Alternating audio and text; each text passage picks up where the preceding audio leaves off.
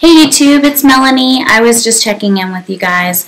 I am 5 weeks, 4 days pre-op for my lap band surgery on March 15th, 2011. I weighed in last Sunday at 265 pounds, but because I was so excited to get started with this process and lose this weight, I went ahead and started my pre-op Atkins-like diet, and I'm excited to tell you guys I'm only 4 days into this thing and I'm already down 7.4 pounds. How crazy is that? Isn't that awesome? So I weighed 257.6 this morning, and I was really excited to see that scale go down, even though I know a lot of it's water weight that I'm getting rid of. Now that it's starting to slow down, I'm starting to dip into those fat cells. I'm all for that. Let's do it. So, good news, good progress.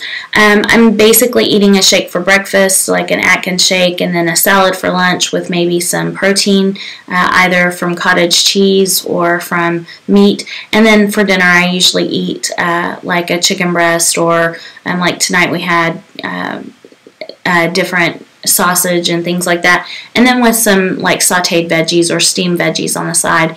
It's really satisfying. I'm actually loving this diet. But just like when we, see any addict in the hospital on day 3, day 4, you start kind of getting antsy, you get anxious, you start craving, you really, start losing your mind.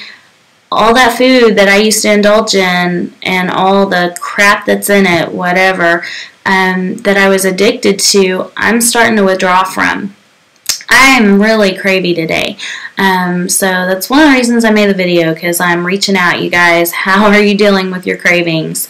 I've been really good so far. I've been trying to drink a lot of water. I drink between 3 and 4 liters a day.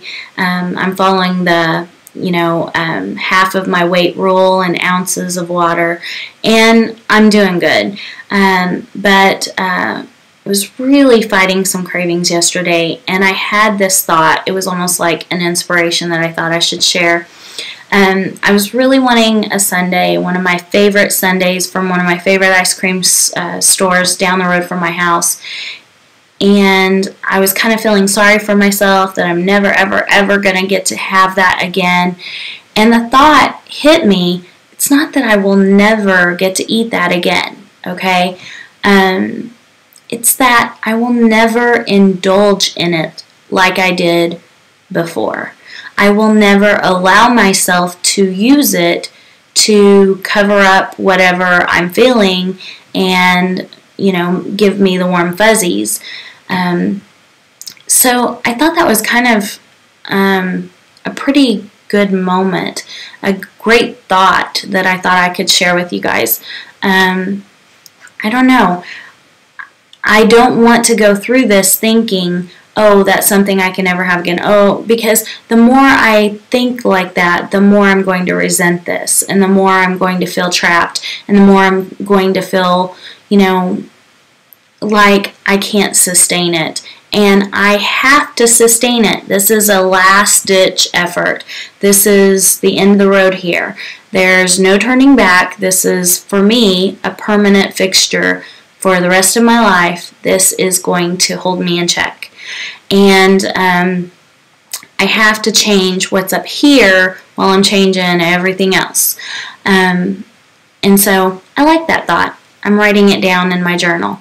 I'm keeping kind of a journal of thoughts and feelings and things as I try to work through my emotions. And I'm hoping it'll help me figure out why I got this way, why I feel this way about myself, that I don't have the tools to deal with my emotions and feelings and situations, and so I have to turn to something to help me, like food.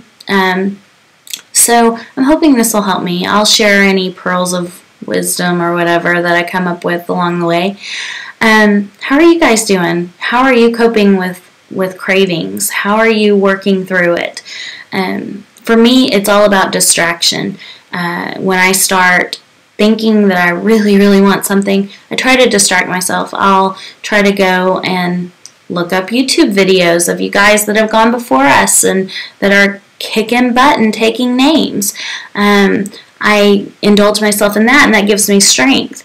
Or I will go and, drink some water, or I'll, go talk to my husband, or try to, play with my kids, do something to move my mind past that so that I'm not reaching for that food. And that seems to be really helping. It's really early in the game, though, and I think that I'm going to develop better tools as I go along. So that's pretty good. The other thing that I wanted to ask you guys about is, do you have anyone in your life that makes you feel absolutely horrible for being fat?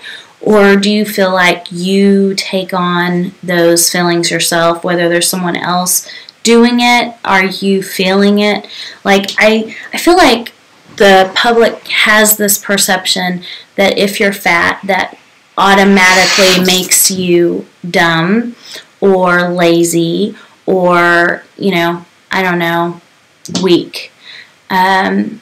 First of all, 60% of the U.S., it can't be all dumb. I mean, honestly, I talk to my patients every day about their diet and exercise. Almost all of them know what they're supposed to do, just like I know what I'm supposed to do. It's just that something within them isn't ready to do it. They're not there yet. And you really have to be ready. You have to get to the place where being overweight is more uncomfortable than doing something about it.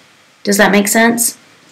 So it's like when you're in a rut, you have to be so uncomfortable in that rut that you can't stand it anymore to get out of the rut. And that's kind of where I'm at. I've got to get out of this rut. And it's not about being lazy. I work my ass off. I'm an intern. I put in 80-hour weeks. It's not because I'm too lazy to work. There are lots of people out there that work just as hard as I do, 60-hour weeks. They're putting in crazy hours. It's not because they're lazy. You don't get to be a doctor or a lawyer or a college graduate or, an entrepreneur from being lazy, okay? It's not about being lazy. It's about prioritizing your life. And for a lot of us, we've put other things in front of ourselves. We have made other things more important than our health. And that's where the rub is. It's not that we're too lazy, it's that we're too busy. But we have to reorganize our life and not be too busy to make ourselves important. And the final thought is weak. Weak. That makes me angry. I don't know why, but being weak makes me more angry than being lazy or stupid. I don't know. I think weakness, I've heard people say, why can't they just put down the fork? Or, I'm like, are you serious? If you had someone with schizophrenia come into your clinic, or if you were a doctor like me, I guess I need to stop relating everything to medicine. But, if you had a family member that had a disease, you wouldn't be like, I can't believe you can't just cure yourself of diabetes. I can't believe you can't just stop, your arteries from being clogged and fix your own heart. Where's our compassion here, people? It's a disease. It's an addiction. And we need to have some compassion for that. And we need to understand that we need coping mechanisms that help us deal with this emotion and thing that we're going through instead of running to the food for comfort. Most of this started, I know this is all Freudian and all that, but I believe that my problem started as a child because I didn't develop coping mechanisms to deal with my emotions, and I had a lot of rough emotions to deal with as a kid. So, everybody is different. You can't shove obesity in a box and make it a simple 1, 2, 3 answer. We are complicated, and that's why this epidemic is complicated. So, anyway, have you guys had somebody piss you off with some derogatory comments? Let me know. Let's talk about it. Anyway, guys, I'll see you guys on Tuesday on my official weigh-in day. We'll see you then.